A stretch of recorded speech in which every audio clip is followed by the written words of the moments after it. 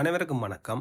இதற்கு முந்திய வீடியோவின் தொடர்ச்சியாக இந்த வீடியோவிலும் நாம் வீட்டில், வேலையிடத்தில், பொது இடங்களில் மற்றும் நண்பர்களுடன் நாளாந்தம் பேசும் வசனங்களில் அடிக்கடி பேசும் மற்றும் ஒரு தொகுதி 10 வசனங்களை பார்க்க போகிறோம். சரி, வாருங்கள் வீடியோவிற்குள் போவோம். Allons-y. நீங்கள் ஒரு ரெஸ்டாரண்ட் அல்லது சூப்பர் மார்க்கெட்டில் வேலை செய்பவராக இருந்தால் இந்த வசனத்தை அடிக்கடி கேட்டிருப்பீர்கள் அல்லது நீங்களே கூறியிருப்பீர்கள். இதை அலுமினியத்தால் சுற்றி கட்டி டேட் அடிக்கணும்.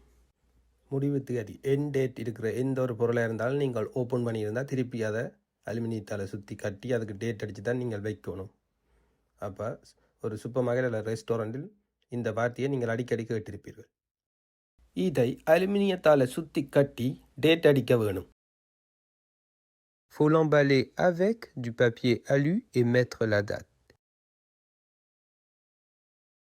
Faut l'emballer avec du papier alu et mettre la date. ஏதாவது ஒரு வேலையை அல்லது ஒரு கணக்கை ஒருத்தர் செய்கிறார். அதை இன்னொரு முறையிலையும் செய்யலாம் என்று உங்களுக்கு தெரியுது. அதால் நீங்கள் சொல்றீர்கள், நீ செய்த முறையும் சரி, ஆனால் நாங்கள் இதை இன்னொரு விதத்திலையும் செய்யலாம். Ta façon est bonne, mais on peut aussi le faire autrement. Ta façon est bonne, mais on peut aussi le faire autrement. ஒரு பொருளை பழுதா போச்சு அல்லது பழசா போச்சு என்பதால் நீங்கள் அந்த பொருளை பாவிக்காமல் தூக்கி மூலையில் போட்டிருந்தீர்கள். ஆனால் அந்த பொருளை யாரோ எடுத்து பாவிச்ச மாதிரி தெரிய, அப்ப நீங்கள் சொல்றீர்கள், யாரோ அவசரத்துக்கு இதை பாவிச்சிருக்கிறாங்க, ஆனால் இதை நார்மலா நாங்கள் யூஸ் பண்றதில்ல. Quelqu'un l'a utilisé en urgence, mais normalement, on ne l'utilise pas. Quelqu'un l'a utilisé en urgence, mais normalement, on ne l'utilise pas. நல்ல ஒரு வெயில் நாளில் நல்லா சாப்பிட்டுட்டு இருக்கேங்க நித்திர வார மாதிரி இருக்கு உங்களுக்கு. அப்ப நீங்கள் சொல்றீர்கள், இந்த வெக்கைக்கு ஒரு குட்டி தூக்கம் போடணும் போல இருக்கு. Avec cette chaleur, j'ai envie de faire une petite sieste. Avec cette chaleur, j'ai envie de faire une petite sieste. நீங்கள் உங்கள் நண்பருடன் அல்லது குழந்தையுடன் பந்து அல்லது ஏதாவது ஒரு பொருளை எறிஞ்சு கட்ச் பிடிச்சு விளையாடி கொண்டு இருக்கிறீங்க. அப்ப நீங்கள் சொல்றீங்கள், இந்தா இதை நான் எறிகிறேன், கட்ச் பிடி. Tiens, je te le lance, attrape. Tiens, je te le lance, attrape. உங்கள் வேலையிடத்தில் அல்லது வீட்டில் பொருட்கள் நிலத்தில் கொட்டி கிடக்கிறது. அப்பொழுது சக தொழிலாளியிடம் அல்லது வீட்டில் குழந்தையிடம் நீங்கள் சொல்கிறீர்கள், கீழே விழுந்தது எல்லாத்தையும் அள்ளி இந்த பெட்டிக்குள்ள போடுங்க. Ramasse tout ce qui est tombé et mets-le dans la boîte. Ramasse tout ce qui est tombé et mets-le dans la boîte. நீங்கள் அழுது கொண்டிருக்கிற ஒரு சின்ன குழந்தையை பார்க்குறீங்க. அப்பொழுது அந்த குழந்தையிடம் கேட்கிறீங்கள், ஏன் அழுறீங்கள்? அம்மா அடிச்சவோ? எங்க நோவுது? இங்கேயோ? Pourquoi tu pleures? Maman t'a tapé? Ça te fait mal? Oh, ici? Pourquoi tu pleures? Maman t'a tapé? Ça te fait mal où? Ici? உங்களுக்கு பக்கத்தில் நிற்கிறவருக்கு ஏதோ ஒரு ஆக்சிடெண்டால் ஒரு காயம் ஒன்று வந்துட்டுது. அப்போ அவருக்கு ரத்தம் போய்கின்றிருக்கு அந்த காயத்தில். அந்த நேரத்தில் நீங்கள் சொல்லியிருப்பீர்கள், காயத்தை ஒரு துணியால் சுற்றி கட்டு, அப்போ தான் ரத்தம் போகாது. இந்த வசனத்தை அடிக்கடி நீங்கள் உங்களோட வாழ்க்கையில் உபயோகப்படுத்தி இருப்பீர்கள். காயத்தை ஒரு துணியால் சுற்றி கட்டு, அப்போ தான் ரத்தம் போகாது. Enroule la plaie avec un tissu, comme ça saignera pas. Enroule la plaie avec un tissu, comme ça saignera pas. இந்த கொம்சான்றதை கூடுதலாக நாக்கள் யூஸ் பண்ணுறது அப்படி என்று வசனத்துக்கு மட்டும்தான் யூஸ் பண்ணுறோம். ஆனால் பிரெஞ்சில் அதுக்கு மட்டும் இல்லை. தமிழாக்கள் கூடுதலாக அப்படி இருக்குது கொம்சா, இப்படி இருக்குது கொம்சா, இதுக்கு மட்டும்தான் பாவிப்போம். ஆனால் பிரெஞ்சில் கொம்சான்றது நிறைய இடங்களில் பேச்சு பிரெஞ்சில் வரும்.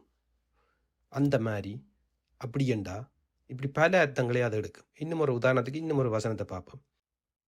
கதவை திறந்து வை, அப்போ தான் கெட்ட மனம் பெறாமல் தடுக்கலாம் அல்லது தவிர்க்கலாம். கதவை திறந்து வையுங்கோ, அப்பதான் நாங்கள் கெட்ட மனத்தை தவிர்க்கலாம். Laissez la porte ouverte, comme ça on peut éviter les mauvaises odeurs. Laissez la porte ouverte, comme ça on peut éviter les mauvaises odeurs. உங்களுக்கு ஒருவர் ஒரு அப்பாயின்மெண்ட் தாரார், ஒரு அலுவலுக்கு வாரணுண்டு. அது முக்கியமான அலுவல் என்பதால் நீங்கள் சொல்கிறீங்க,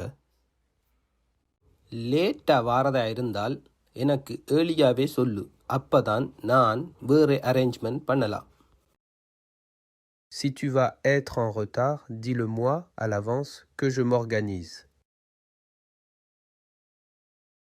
Si tu vas être en retard, dis-le-moi à l'avance que je m'organise. Okay, இப்போ கு என்றால் என்ன, வாட் என்பதுதான் அர்த்தம். இந்த வசனத்தில் கு ஏன் வருகிறது, அதன் அர்த்தம் என்ன என்று உங்களில் சிலர் குழம்பலாம். ஒரு சப்ஸ்கிரைபரும் கு மற்றும் கி இவற்றை பற்றியும் விளக்க சொல்லி கேட்டிருந்தார். அதை ஒரு தனி வீடியோவில் பார்ப்போம். இப்ப நாங்கள் இந்த வசனத்தில் கு என்ற வகை பாத்திரம், அதாவது ரோல் என்ன என்று பார்ப்போம். வெறுமனே என்ன, வாட் என்ற அர்த்தம் மட்டுமன்றி பிரெஞ்சில் கு வேறு பல அர்த்தங்கள் தரும் வகையில் வேறு பல இடங்களில் பாவிக்கப்படுகிறது. மேல் சொன்ன வசனத்தில் அப்பதான் என்ற அர்த்தத்தை கொடுக்கிறது. ஆங்கிலத்தில் so that அல்லது in order that என்ற சொற்கள் கொடுக்கும் அதே மீனிங். இந்த வசனத்தில் இது என்ன என்ற அர்த்தத்தை கொடுக்கவில்லை. இந்த வசனத்தில் கு இன் வகிபாத்திரம் அல்லது ரோல் செயலை சொல்லும் வசனத்துடன் அந்த செயலுக்கான காரணத்தை சொல்லும் வசனத்தை இணைக்கிறது.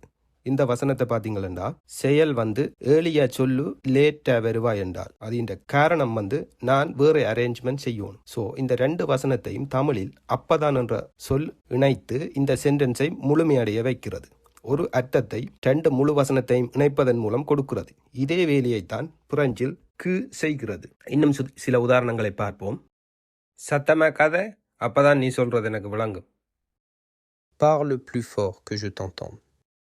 Parle plus fort que je t'entende. நீங்கள் புத்தகங்கள் வாசிக்கும் பொழுது கு இற்கு பதிலாக போக்கு தான் பாவிக்கப்பட்டிருப்பதை அவதானித்திருப்பீர்கள். போக்கும் அதே அர்த்தத்தை தான் குறிக்கிறது. அப்பதான் அல்லது எதற்காகவோ அதற்காக என்ற அதே அர்த்தம். ஆனால் பேச்சு பிரெஞ்சில் போ என்பதை பிரெஞ்சுக்காரர் பாவிக்கிறதில்லை. பிரெஞ்சுக்காரர்கிட்ட ஒரு பழக்கம், நிறைய சொற்களை முழுசா சொல்றதில்லை அல்லது உச்சரிக்கிறே இல்லை. பசியில சாப்பிட்டு தீவினம் போல. அதனால் போக்கு இற்கு பதிலாக கு பாவிச்சியல் என்றால் மோ நேச்சுரல், மோ ஓரல், மோ நேட்டிவாக இருக்கும் உங்களோட பேச்சு. அதாவது தமிழ்ல சொல்றது என்றால் சுத்த பிரெஞ்சுக்காரன் மாதிரி இருக்கும் என்று சொல்லலாம். ஆரம்பத்தில் பார்த்த இந்த வசனத்தில் உட்டிலிசே இறந்த காலம், உட்டிலிஸ் நிகழ்காலம் பேசும் பொழுது இறுதியில் ஒரு சத்தம்தான் வித்தியாசம். இப்படித்தான் ஒரு 90 இல்ல 80 விதமான பிரெஞ்சு சொற்கள் கான்ஜுகேட் பண்ணேக்க இருக்கும்.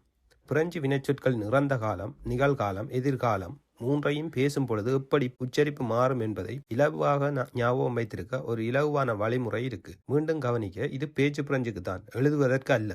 உங்களுக்கு அதை வீடியோவாக போட வேணும் என்றால் தேவைப்படுபவர்கள் கமெண்ட்ஸ் பண்ணுங்கள். அதை பார்த்துட்டு நான் அதை ஒரு சீரீஸ், அதாவது ஒரு தொடராக 10 சொற்களாக நாம் பிரெஞ்சு பேச தேவையான மிக முக்கியமான ஒரு 100 சொற்களை முதலில் 10 வீடியோக்களாக பிரித்து போடுகிறேன். இவற்றை வடிவாக ஞாபகம் வச்சிருப்பீர்களாக இருந்தால் பேச்சு பிரெஞ்சை நீங்கள் வடிவாக கதைக்கலாம். தமிழ்ல இருக்கிற சொற்களை எல்லாம் நாளாந்தம் நாம் உரையாட பயன்படுத்துகிறோமா? இல்லை என்ன? பேச்சு தமிழ்ல ஒரு கொஞ்ச சொற்களை தான் நாளாந்தம் நாங்கள் கதைப்போம் என்ன?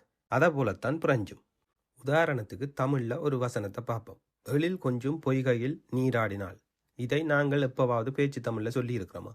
இந்த வசனத்தை பேச்சு தமிழ்ல சொல்றதா இருந்தால் வடிவான குளத்தில் குளிச்சாள், சிம்பிளா முடிஞ்சது, அவ்வளவுதான். எழில் கொஞ்சம் பொய்கை நீராடு இதெல்லாம் பேச்சு தமிழ் எப்போது பாவிச்சிருக்கிறோமா? ஒரு நாளும் இல்லையேன்னு. பிரெஞ்சும் இதை மாதிரி தான். பிரெஞ்சு பேச நீங்கள் பிரெஞ்சில் உள்ள அத்தனை சொற்களும் தெரிய வேணும் என்ற எந்த அவசியமும் இல்லை. அது பிரெஞ்சில் இலக்கியம் எழுதுறவர்களுக்கு தேவைப்படும், சாதாரண மனிதர்களுக்கு தேவைப்படாது. இந்த பிளேலிஸ்ட் தேவையான ஆட்கள் மறக்காமல் கீழே கமெண்ட்ஸ் பண்ணுங்க. நிறைய பேர் கேட்டால் கண்டிப்பாக இதை ஏற்கனவே நான் போட்டுக்கொண்டிருக்கும் உரையாடல் தொடருடன் இன்னும் ஒரு தனி தொடராக பிளேலிஸ்ட் கிரியேட் பண்ணி போடுறேன்.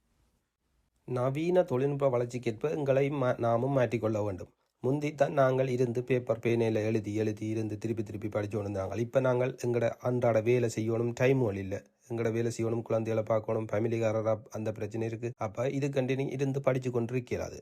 குறிப்பிட்ட வயசுக்கு மேலே ஒரு 25 வயசுக்குள்ளேண்டா இது சாத்தியம். இப்போ இது ஈஸியான வழினா பிளேலிஸ்ட் நீங்கள் உங்களோட வேலையில் செய்து கொண்டு கேட்கல ஐயப்போனை போட்டுட்டு பிளேலிஸ்ட்லேயே அது பேக்ரவுண்டில் ஓடிக்கொண்டிருக்கணும். திருப்பி திருப்பி கேளுங்க, கேண்டோட்டு இருக்க ஒரு கிழமையில பாருங்க உங்களுக்கு வித்தியாசம் தெரியும். உதாரணத்துக்கு பல் வைத்தியசாலையில் நீங்கள் முறையாடல் என்ற ஒரு வீடியோவை இந்த கிழமை என்று வச்சு கொண்டீங்கன்னா நீங்கள் ஒரு கிழமை தொடர்ந்து அதை கேளுங்க. அடுத்த கிழமை நீங்கள் பல் வைத்தியசாலைக்கு நீங்கள் தனியாக போய் நீங்களே அப்பாயின்மெண்ட் எடுத்து டாக்டரோட கதைச்சிட்டு வரக்கூடிய மாதிரி இருக்கும். அப்படி அந்த சந்தர்ப்பத்தில் தேவையான எல்லா உரையாடலும் பெறக்கூடிய மாதிரி தான் நான் ஒவ்வொரு உரையாடல் வீடியோவும் தயாரிச்சிருக்கிறேன்.